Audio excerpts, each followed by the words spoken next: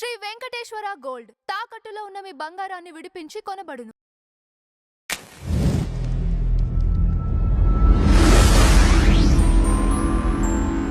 Sir నమస్తే sir.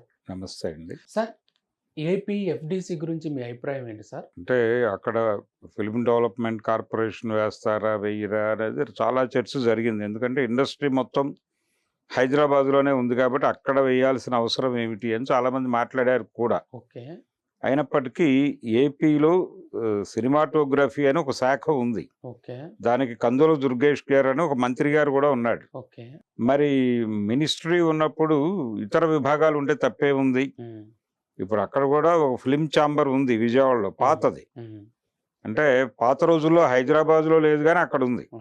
ఎందుకంటే distribution వ్యవస్థ అంతా విజయవాడలోనే ఉండేది ఆ రోజుల్లో. కాబట్టి మెడ్రాసు విజయవాడ ఈ రెండు కీలకం పాత సినిమాలకు సంబంధించి.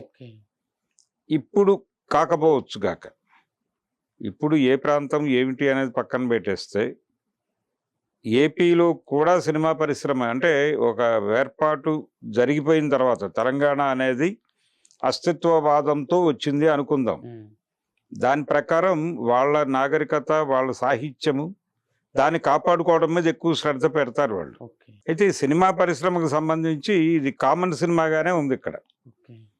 ఈ కామన్ సినిమాగా ఉన్నప్పుడు తెలంగాణ సినిమా అనేది అసలు ఇప్పటివరకు ఎవరైనా తీశారనేది డౌటే. అంటే మా భూమి ఇలాంటి కథలు వచ్చినాయి కానీ స్ట్రైట్గా ఇది తెలంగాణ సినిమా అని చెప్పగలిగినటువంటి సినిమాలు రాలా. అలాగే ఏపీ సినిమాలు, ఇప్పుడు ఆంధ్రప్రదేశ్లో జీవితాలు వేరు కదా, తెలంగాణ యాస భాష ఇక్కడ జీవితాలు వేరు.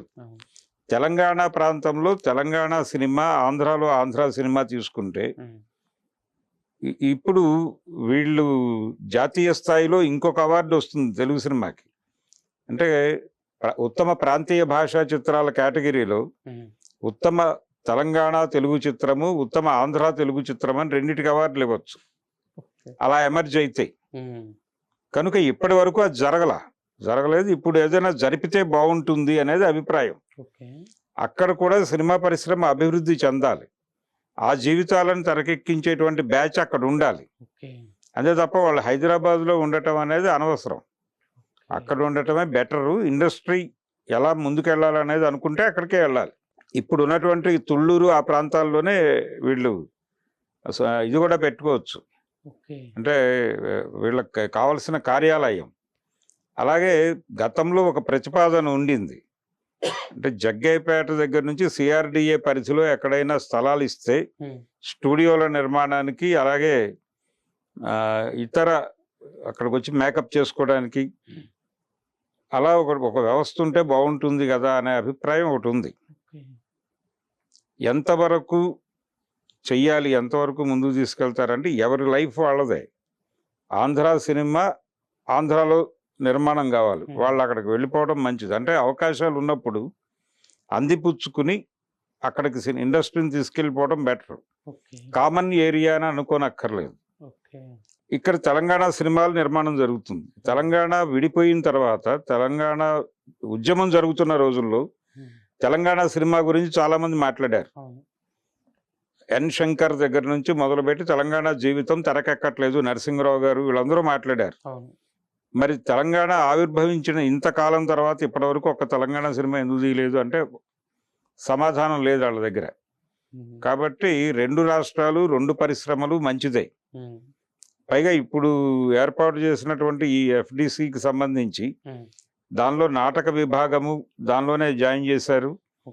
దాంతో పాటు థియేట్రికల్, అంటే మనం థియేట్రికల్ రైట్స్ అని మాట్లాడతాము, ఎగ్జిబిటర్ సెక్టార్ అని కూడా కలిపారు. దానిలో కలిపారు కాబట్టి కొంచెం బాధ్యతాయుతంగా పనిచేస్తూ అక్కడ స్టూడియోల నిర్మాణము, ఒక ఫిలిం నగర్ నిర్మాణము, ఇలాంటి ఇన్ఫ్రాస్ట్రక్చర్ గనక కల్పించడానికి ప్రోగ్రాం మొదలు పెడితే నెమ్మదిగా అక్కడ స్టూడియోలు ఏర్పడితే ఇక్కడ నుంచి కదిలేవాళ్ళు కదులుతారు. అటువైపుగా చర్యలు తీసుకోవడం అనేది వాళ్ళకి ప్రథమ ప్రోగ్రామ్గా ఉండాలి. అంటే సినిమా పరిశ్రమకి సంబంధించి తనని తాను సెల్ఫ్ సస్టైనబిలిటీలోకి తీసుకురాగలగాలి. ఈ కొత్తగా ఏర్పడినటువంటి కార్యవర్గంలో చాలామంది మనకు తెలిసిన వాళ్ళే ఉన్నారు. ఝాన్సీ గారు ఉన్నారు, అలాగే భరత్ భూషణ్ నాయకత్వంలో అది ఏర్పడింది.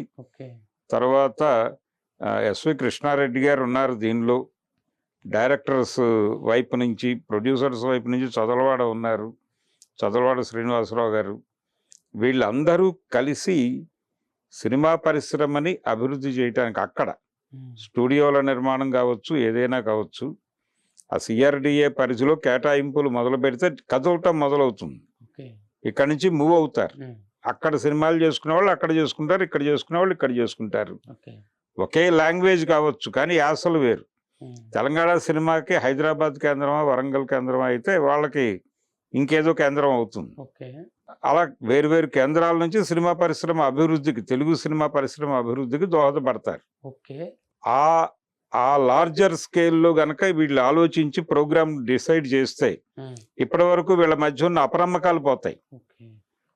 వీళ్ళని కుర్చీలో కూర్చోబెడితే మనకి ఏకుమేక అవుతారు, ఇలాంటి అభిప్రాయాలు ఉన్నాయి. ముందు వాటిని తుడిచేయాలి.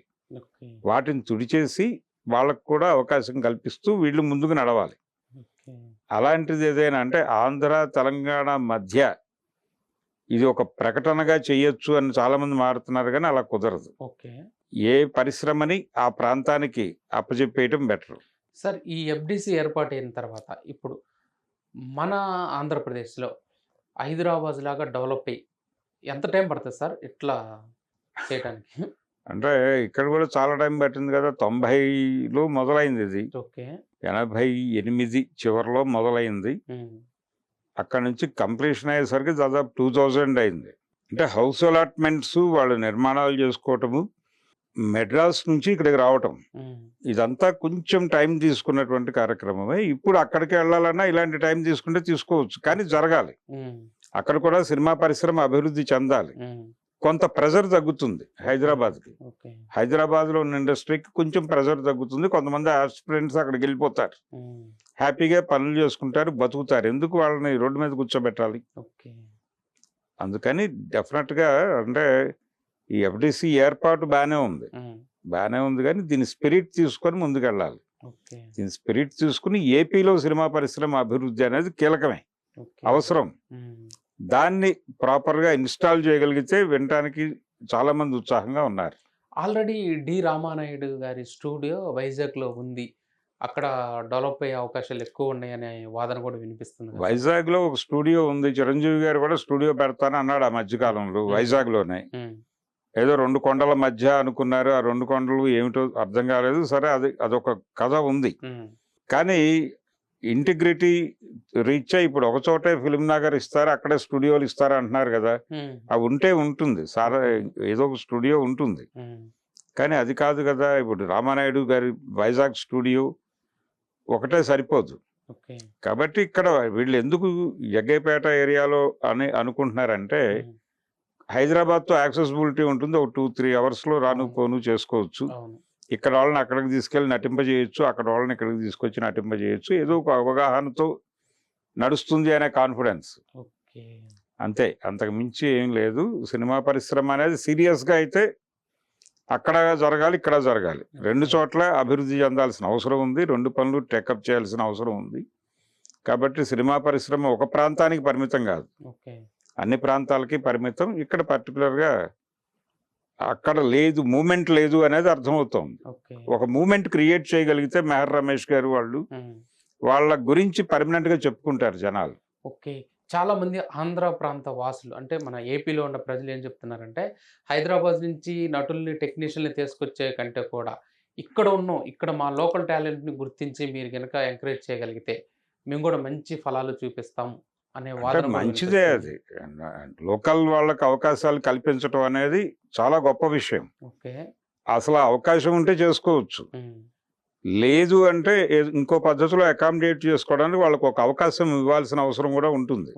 వాళ్ళకి ఇక్కడ ప్రొక్యూర్ అయిపోతే వాళ్ళతో పని లేదు కనుక అది సైమల్టేనియస్గా జరగాల్సినటువంటి కార్యక్రమాలు 2. ఒకదాని కోసం ఒకటి వాయిదా వేసుకోవటము, పక్కకి నెట్టడమో చేయక్కర్లేదు. దేని ప్రాధాన్యత దానిదే. లోకల్స్కి అవకాశాలు ఇవ్వటం అనేది డెఫినెట్గా చేయాల్సిన పని కూడా.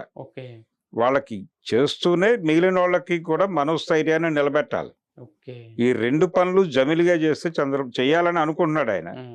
చేస్తే సక్సెస్ కొట్టినట్టుగానే భావించాలి. సార్, హైదరాబాద్ దగ్గరలో రామోజీ ఫిలిం సిటీ లాంటిది ఒకటి ఉండబట్టే ప్రపంచ సినిమా కూడా హైదరాబాద్కి రాగలిగింది. హైదరాబాద్లో పరిశ్రమ బాగా అభివృద్ధి చెందగలిగింది. ఏపీలో కూడా అలాంటిది ఏర్పాటు చేస్తే ఇంకా మంచి జరుగుతుందనే అభిప్రాయంపై మేము అంటే ఏకీభవిస్తాం. ఏపీలో స్టూడియోల నిర్మాణం జరగాలి ప్రాథమికంగా. రామోజీ ఫిల్మ్ సిటీ ఎక్స్టెన్షన్ కౌంటర్లు ఉమ్, ఇవన్నీ జరుగుతాయా లేదా అనేది పక్కన పెడితే ముందైతే అక్కడ జనాలు అక్కడ సినిమాలు తీసుకోవటానికి ఇన్ఫ్రాస్ట్రక్చర్ ఏర్పాటు చేయాలి. ఓకే. ఆ ఇన్ఫ్రాస్ట్రక్చర్ బల్లలు కావచ్చు, కంప్యూటర్లు కావచ్చు, కెమెరాలు కావచ్చు, ఏదైనా కావచ్చు. ఉమ్, ఆ రిక్వైర్మెంట్ చూసుకుంటూ అలా వెళ్ళాలి. ఓకే. అప్పుడు మాత్రమే అంటే అక్కడ పరిశ్రమ ఏర్పడాలి, ఇక్కడ పరిశ్రమ ఏర్పడాలి. ఉమ్, ముందు దీన్ని బ్రాడ్గా అర్థం చేసుకోవాలి. ఓకే. అర్థం చేసుకోకపోతే అనవగాహన మిగులుతుంది.